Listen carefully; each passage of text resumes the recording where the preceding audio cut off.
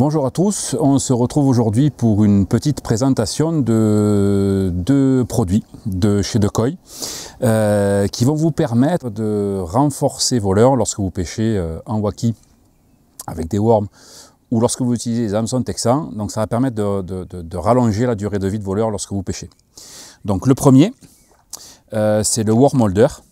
Donc c'est tout simplement une petite gaine thermo-rétractable translucide pour plus de discrétion que vous allez utiliser lorsque vous pêchez au worm.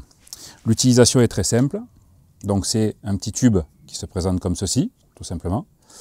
Vous allez en couper un morceau de 3 ou 4 mm, adapté au diamètre du worm que vous allez utiliser. Donc là en l'occurrence c'est un petit worm de chez Megabass, donc le tournement crawler. Je passe le worm à l'intérieur, je le positionne à l'endroit où je souhaite faire passer mon hameçon waki. Je prends un briquet, je le chauffe tout doucement sans trop coller la flamme au leurre et à la gaine pour éviter de tout brûler. Voilà. Et une fois que j'ai fait ça, il ne me reste plus qu'à prendre un hameçon waki. Donc là en l'occurrence c'est du worm 108, c'est celui que j'utilise le plus. Et vous prenez votre hameçon, et vous piquez votre leurre au niveau de la gaine.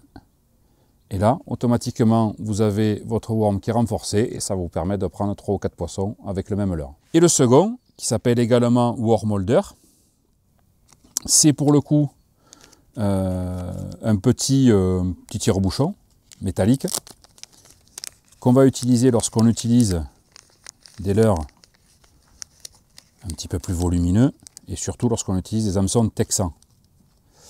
Alors pour le montage c'est très simple. Alors là pour le coup je vais prendre une bottle shrimp de chez Megabass, donc c'est une écrevisse.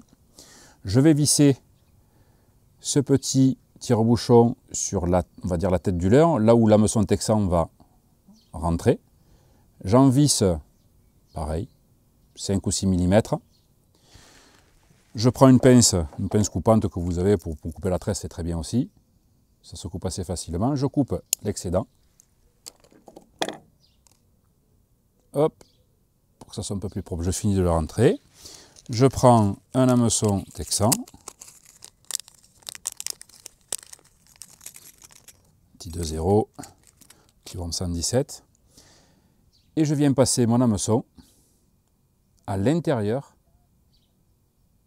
du worm holder.